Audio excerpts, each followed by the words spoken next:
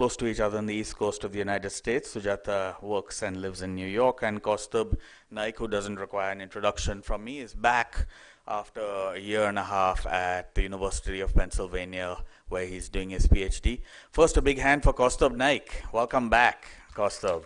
So happy to have you back, and so thank you for doing this conversation. Friends, Sujata Gidla's book, Ants Among Elephants and an Untouchable Family and the Making of Modern India, is nothing less than a contemporary classic, an instant classic. It has had a huge impact on me from when I read it, and I think it has had an impact all over the world with everyone who has read it. It is quite unique, and in fact, Sujata is quite unique.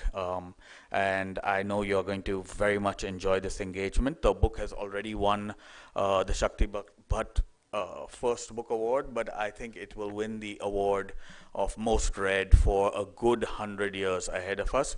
Thank you so much, Sujata, for helping us inaugurate the Liberty and Light Festival of Goa. It means a great deal that you're here. A big hand, please, for Sujata Gidla and Kaustubh Naik.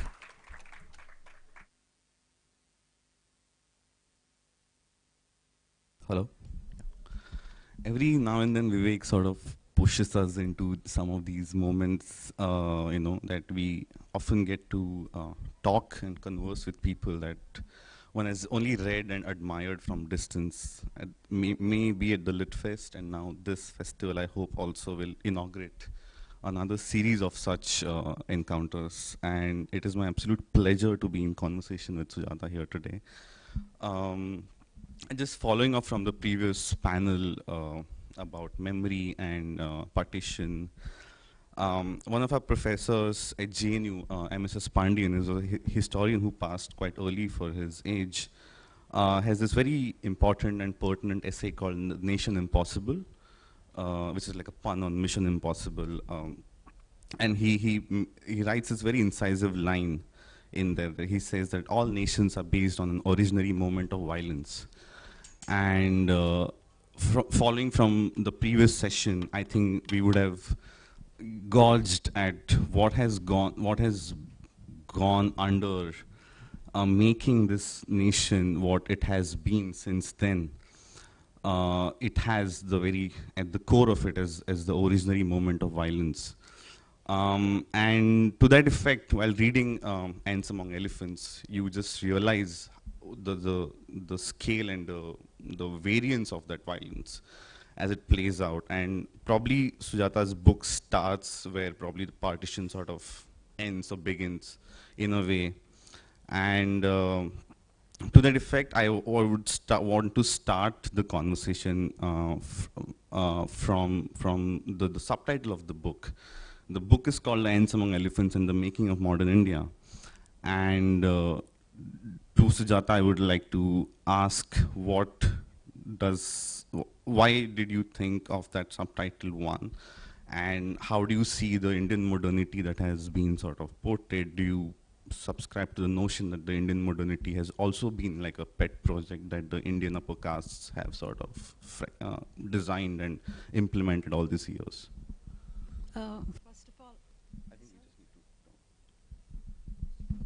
First of all, I'd like to thank Vivek and Liberty and Light Festival for inviting me here, and I hope that we'll have a good conversation. You asked me about the subtitle of the book. Yeah.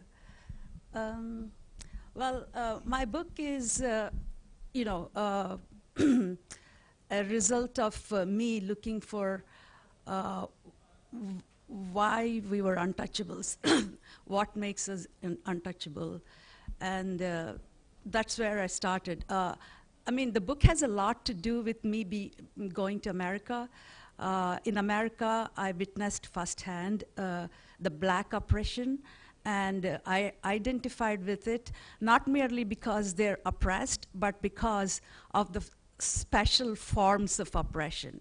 There is so much similarity, segregation and social isolation, and taboo on interracial marriage as it is in intercaste marriage here. And it is what made me look into my own story. There, they have, they know their story and they know why they're oppressed, and they know why they're inferior social status.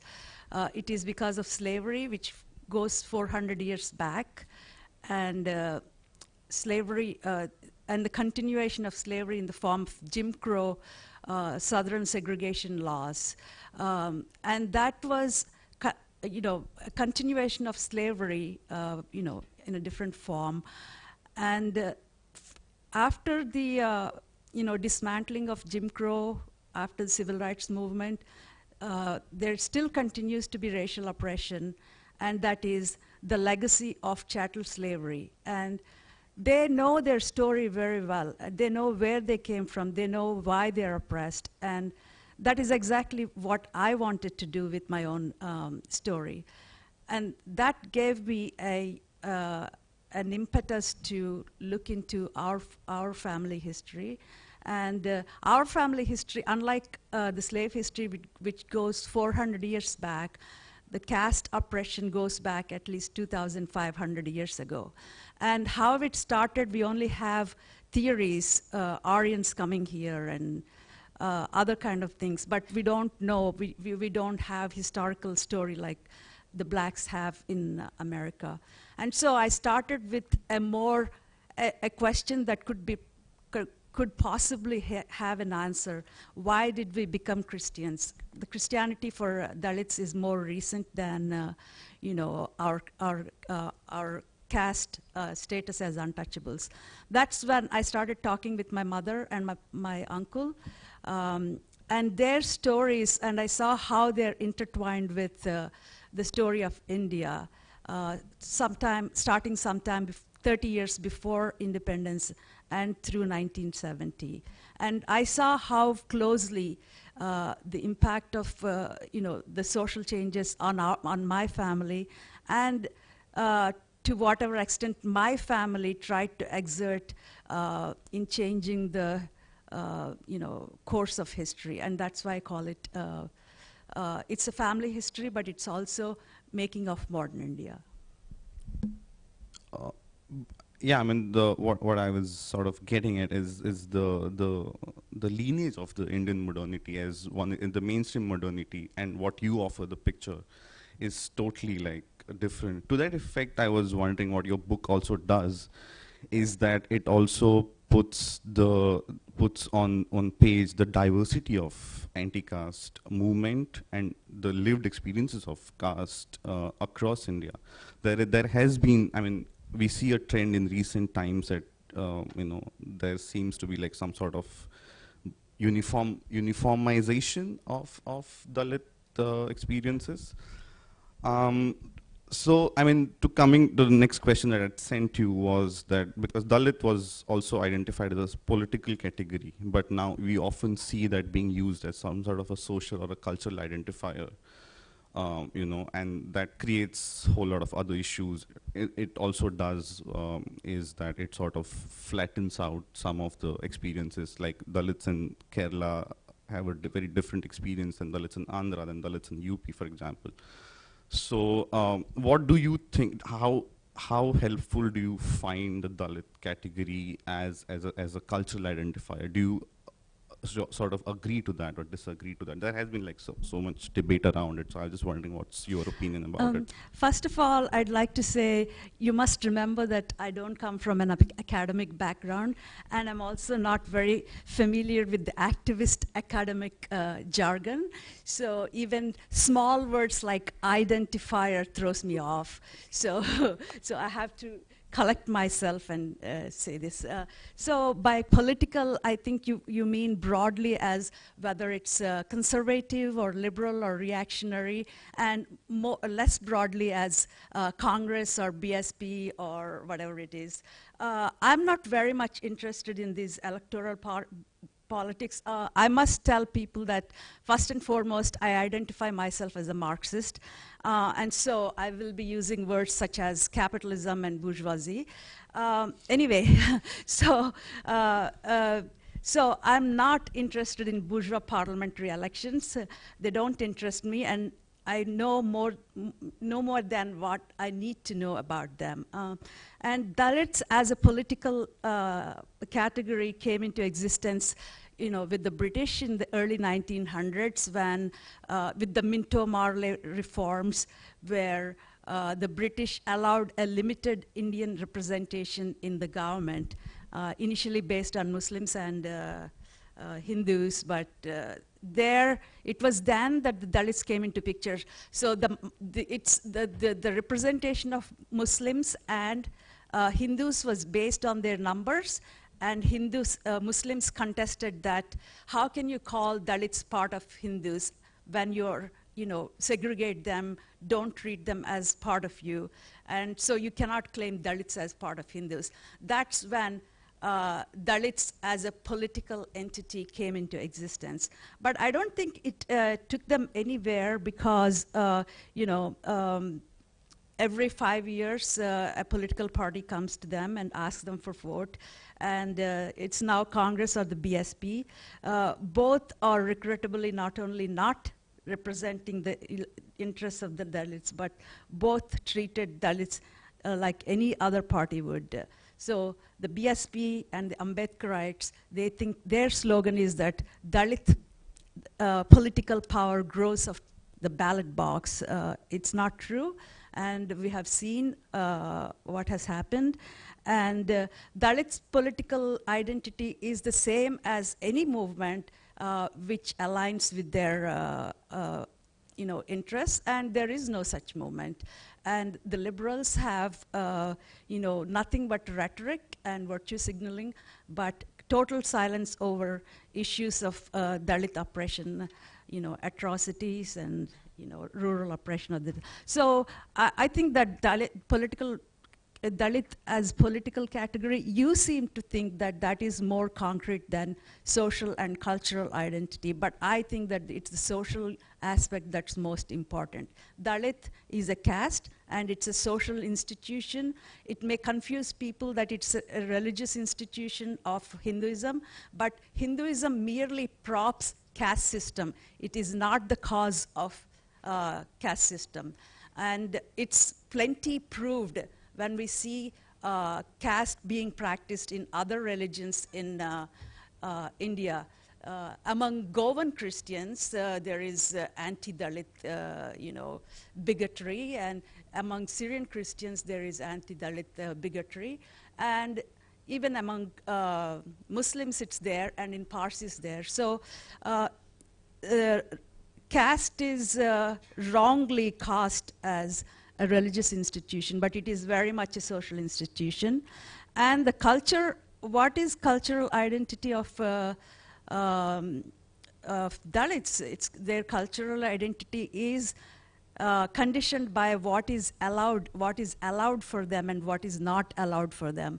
When you talk about Dalit culture, I just draw a blank, because it all depends on what they're allowed to do and what they're not allowed to do. For example, is beef eating a cultural thing for Dalits? No. It's something that they can lay their hands on, and other food is scarce to them, and so that's the Dalit thing. And eating pork, is also a Dalit thing, because it's a poor, cheap diet for a poor man. And if you look at the way Dalits dress, it's also, conditions. Dalit women have to wear their saris in a certain way. Like, for example, in Tamil Nadu, it's pinkosu or something it's called. And Dalits are not,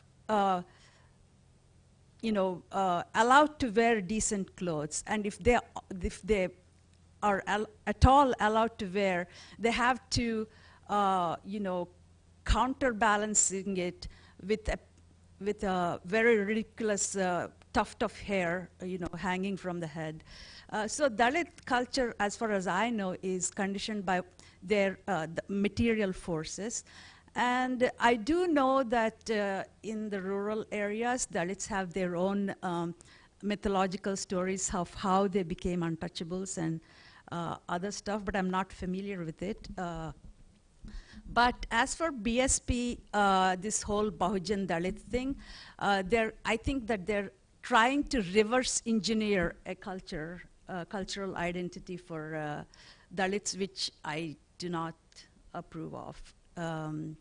Like creating this pantheon of, you know, prophets like Ambedkar, Phule, Savitri Bai, and they added Shivaji to it and Periyar to it. These are things that are artificially created to bring Dalits together and Bahujans together for the purpose of votes. I think the basic thing is Dalit is a social institution, and their culture is formed through their oppression. So, I mean, so do you think that what would be more productive would be to rather than fragment and attend to specific histories of communities rather than just taking shelter of this one big Dalit category? I'm not sure how to answer that question. Okay, let's move on. I mean, speaking of your experience of being in the U.S. and something that we have seen in the last couple of years is the post-George Floyd movement. Mm-hmm.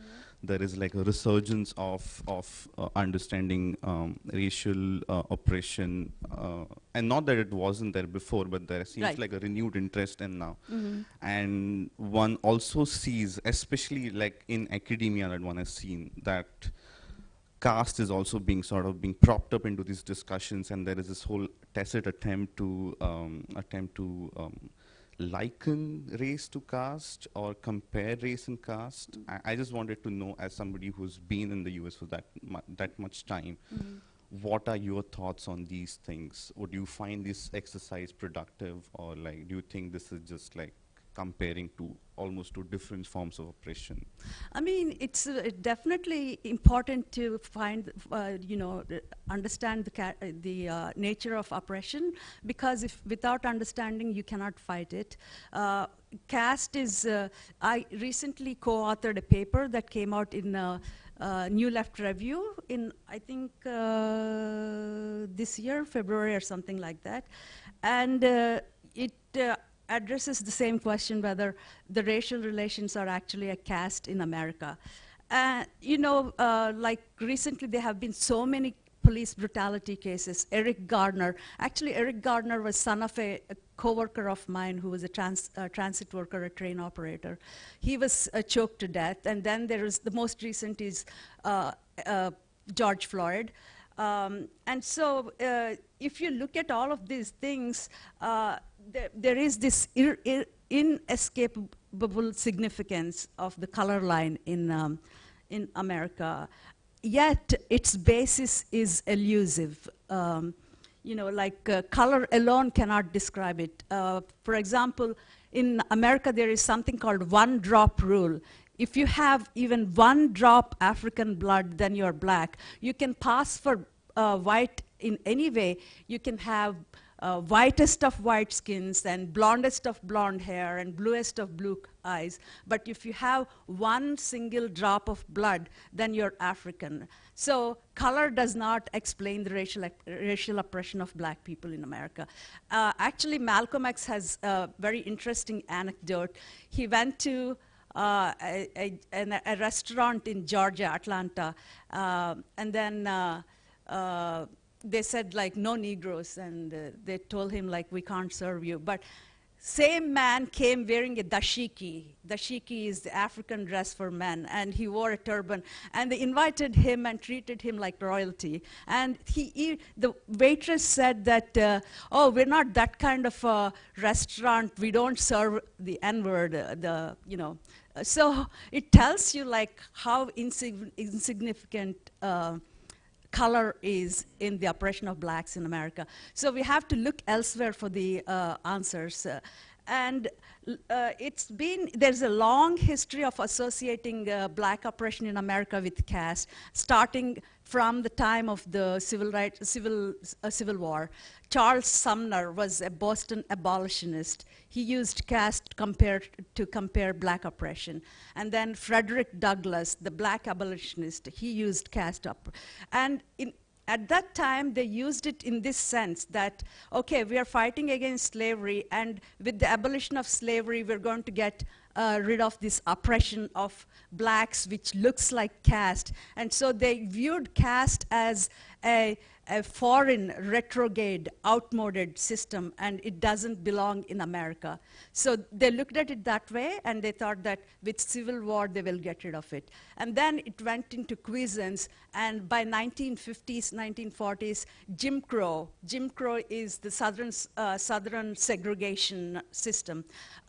It looked very stable and unchanging, and so they had to describe it in some way, and they said, so this racial oppression, the black and white divide, is something like caste, and caste is unchanging. It cannot be modified, and it's in the people, like they practice it.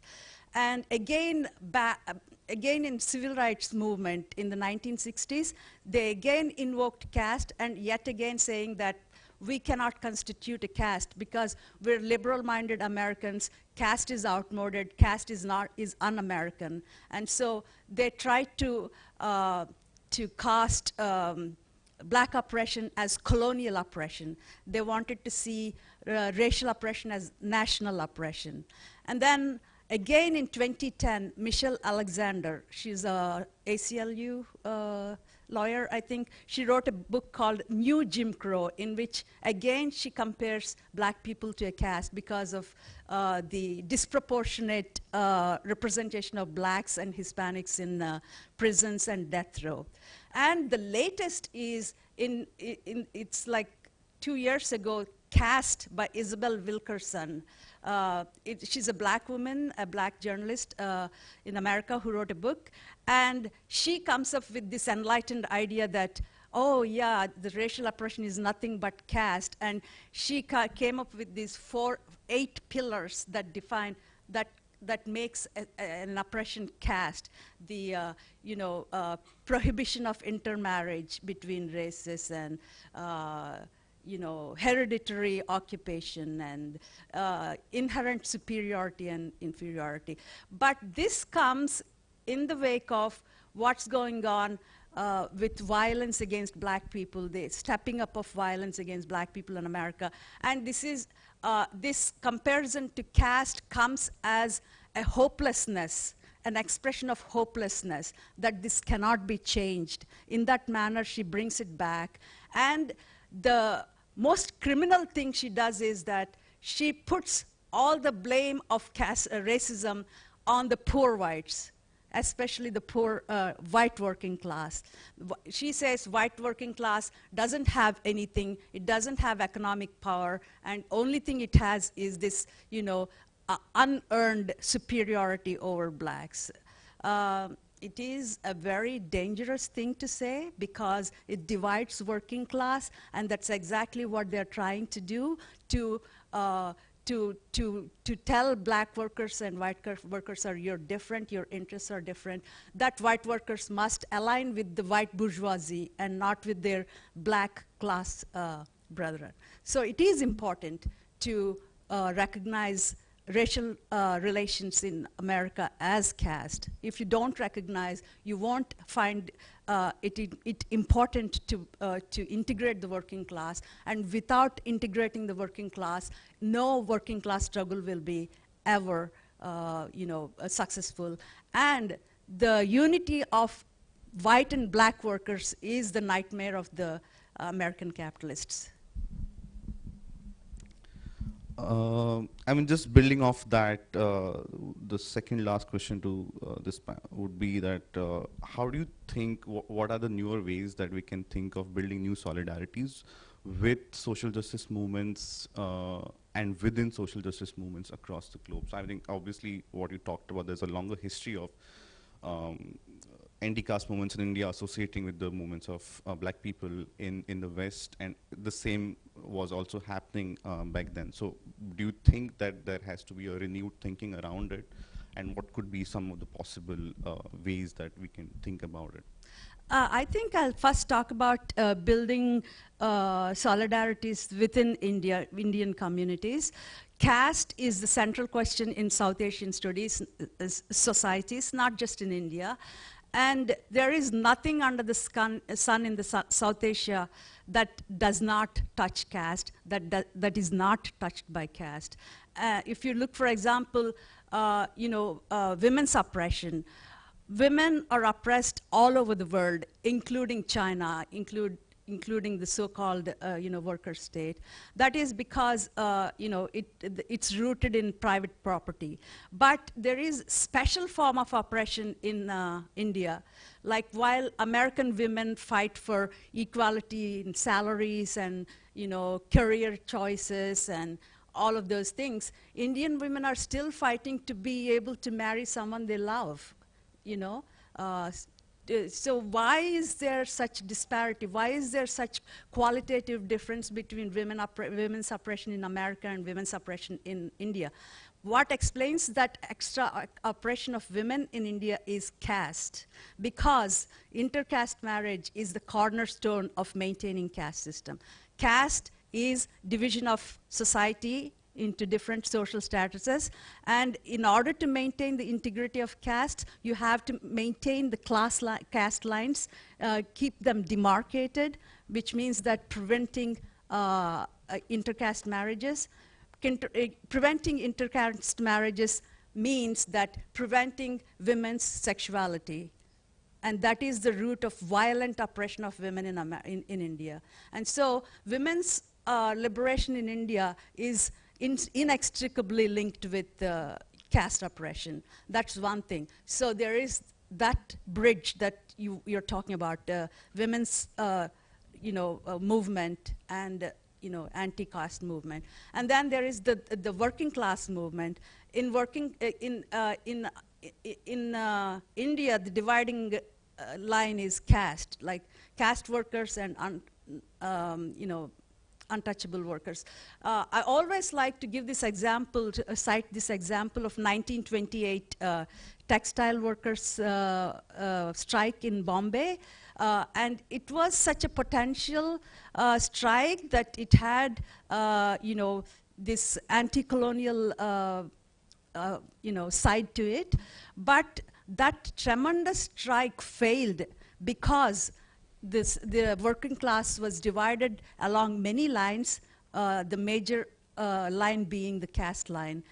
That is because the caste workers did not allow untouchable workers to work in, I think it's the weaving department, which is the better paid department. They were relegated by their own caste co-workers to be in the less paid jobs. So when the strike came, Dalits, upon the advice of their leader Ambedkar, they crossed the picket lines. Once you cross the picket lines, there is no strength to workers. So the strike failed. And the textile owners said that if discriminating against Dalit workers is an injustice, it's completely upon you. You workers did it. So in India, if any working class struggle has to win, the workers, caste workers, in their own interest, not out of generosity or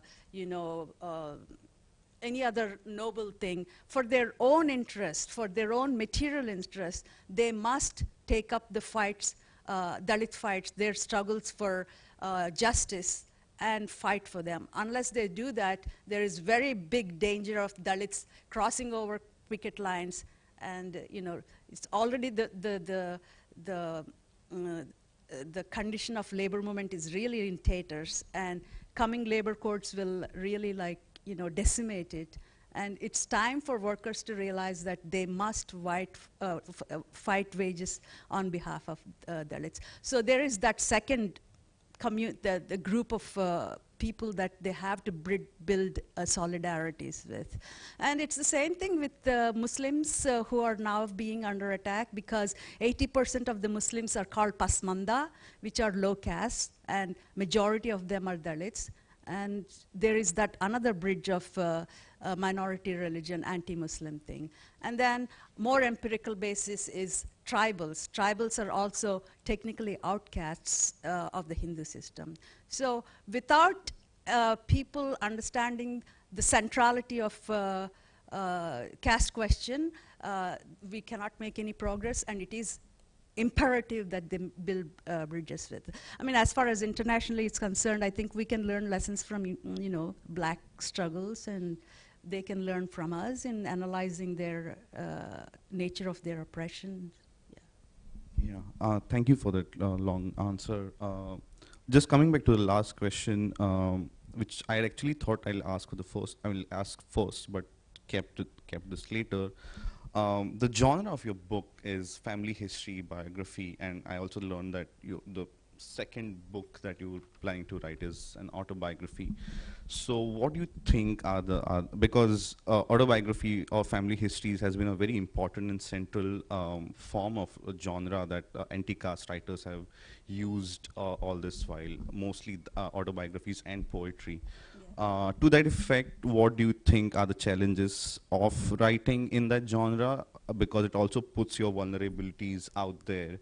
Your life is sort of laid bare to readers' gaze. So, I mean, what is the emotional toil of writing it? What are the struggles that you have faced as a writer? I just wanted to know that. Oh, I wanted to tell you a funny story. Sure. I was invited to Bangalore Times Literature Festival, and they didn't tell me who the interlocutor was going to be, and it was just the night before they told us, and I had to Google her name, and I found out, and then I thought that, oh no, I should not go to this thing. And then a friend of mine, an instigator, told me, no, you must go and do your thing.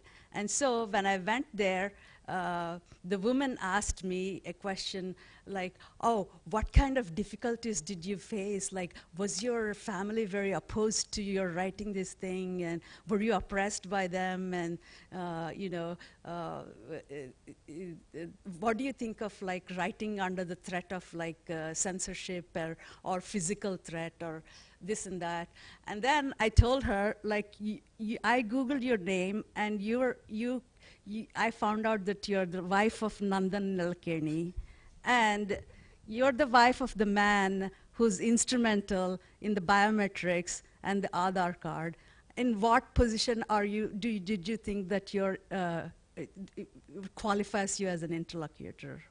So yeah, now freedom is such a thing that it's a very hot topic. Even the people who thwart our freedom is fashionable now to have like events like this on freedom. Anyway, so I didn't face any problems of freedom because my family was with me, and we never used to talk about caste because it was like in America, black people were referred to as Negroes, which is neutral, and the N-word, which is derogatory. But in India, we don't have such a thing. The caste name itself is the N-word for us. So my parents, who were educated, they were ashamed of uttering the names of our castes, They wouldn't say Mala because that's like, oh, So they would say MLA. And then they wouldn't say Madiga, they would say MD. But when it came to talking about them, like for marriage proposals or something, they had to say the words. Instead, they would say, oh, that boy is MLA, but the girl is MD, And I'm like, what's this? Like, so the MLS, members of Legislative Assembly cannot marry someone with MD degree or something, It's that taboo. But that came to an end in 1985 as a result of a massacre that occurred in Andhra, where 11 untouchables were murdered by Kamma caste men.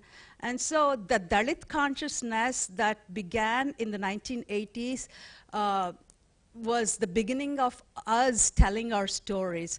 And I'm pretty sure that happened earlier in Maharashtra because it's the cradle of Dalit consciousness, and they had writers writing about their stories and autobiographies and poetries before us. But in Andhra, it came in 1985. And that's when we started. We can't hide behind MLA and MD anymore. Whatever we think of ourselves, to them we're Dalits. So that's when we came out in the open and saying that we're not Christians, we're not this, we're not that, we are Dalits. And that's when we started writing autobiographies. And there is a great autobiography in Telugu called Antarani Vasantam, means Untouchable Spring. It was a very good book. But my thing came after I went to America.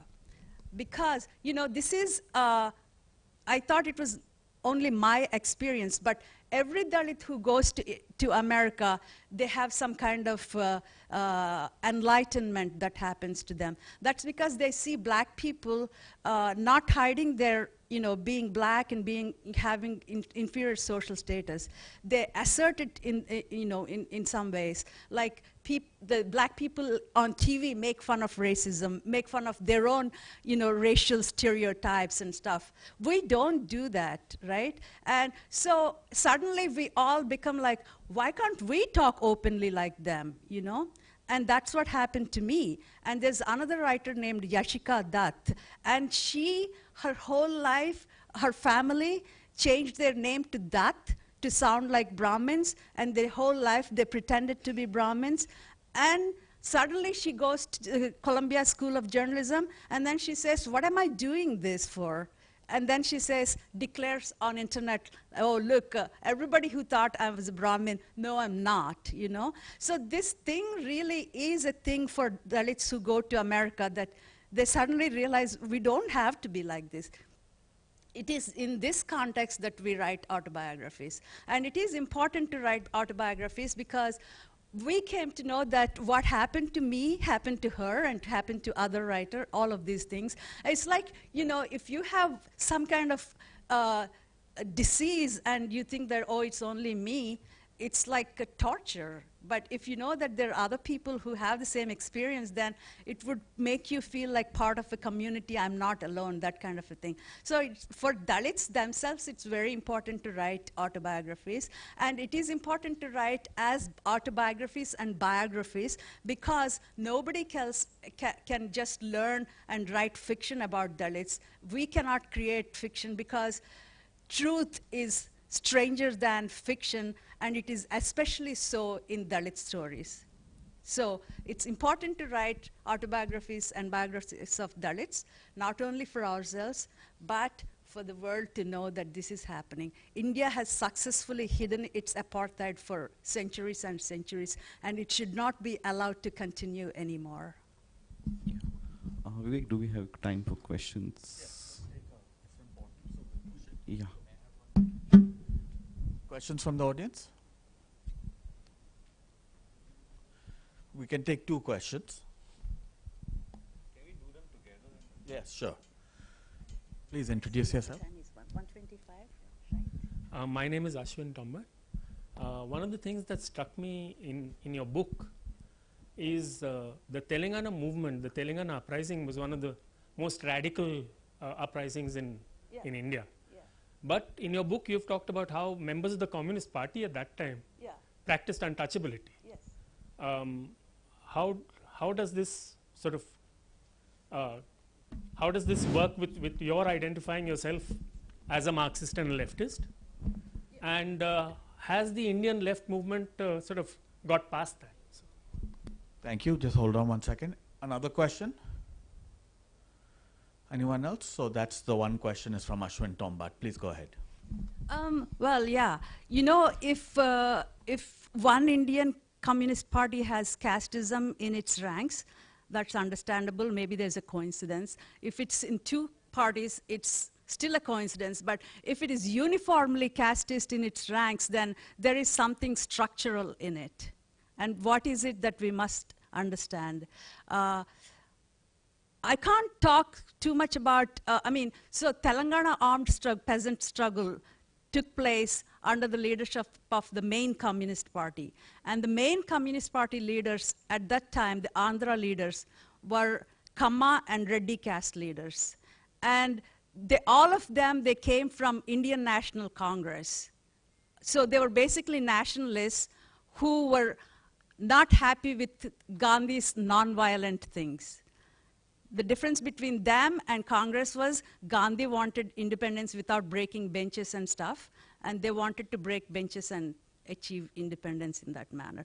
So basically they were nationalists, and they had their the rising nationalist aspirations of the Kamma and Reddy landowning castes is the impetus behind the communist movement in Andhra. So these leaders, Puchalapalli Sundaramaya is a Reddy caste man, and Chandra Rajsekhar, I don't know, I can't remember, my memory fails. Anyway, he's Kamma caste, and both come from landowning castes, and they came into this with their class's interest in it. And at that time, the rich and middle peasantry, that are the Kammas and Reddys and Kapus, were fighting against the feudal lords, the Doras and Deshmukhs of Telangana, and they're also fighting against the Nizam of Hyderabad. And because they're ruling class, they're always in the minority. Because they're moneyed class, they're always in the minority, and they needed a cannon fodder for which they recruited Dalits, poor and landless peasants for them. And so as soon as they achieved their aim of deposing the Nizam and at least officially getting rid of the Dora system, they were happy with it and they aborted it. And so the casteism in that movement comes from the landowning castes' leadership in that movement. And in Maoist movements also, it is rampant. And the reason is that a Maoist movement is based on Chinese model, where you bring revolution in the countryside and surround the urban areas. And they wanted to import that model here, but Chinese revolution was able to be successful because of special circumstances. They don't exist here. And so when you go to villages, village is a petri dish of caste relations. So basically you're like going back into the caste setup. Instead of demolishing it, you're basing villages as your basis. So this is structural to Maoism. That is why there is casteism in Maoist ranks. And they came out in open in 1980s, and that is not a coincidence that it was the time when N.T. Ramarao, the Kamma leader, representing the Kamma interests, came to power as chief minister. He came to power as chief minister. Instead of PWG influence the outside society against caste, they adopted themselves to the outside pressures of the caste domination of Kammas. So it's integral to the Maoist model of movement.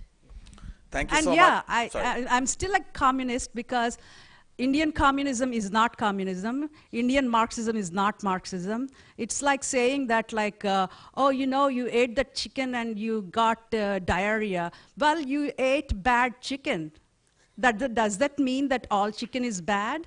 So the same thing with Marxism. Thank you so much, Sujata Gidla. Thank you so much for helping inaugurate the Liberty and Light Festival of Goa. It has been a privilege. Thank you so much. Thank you, Kaustubh Naik, for being here and on your return.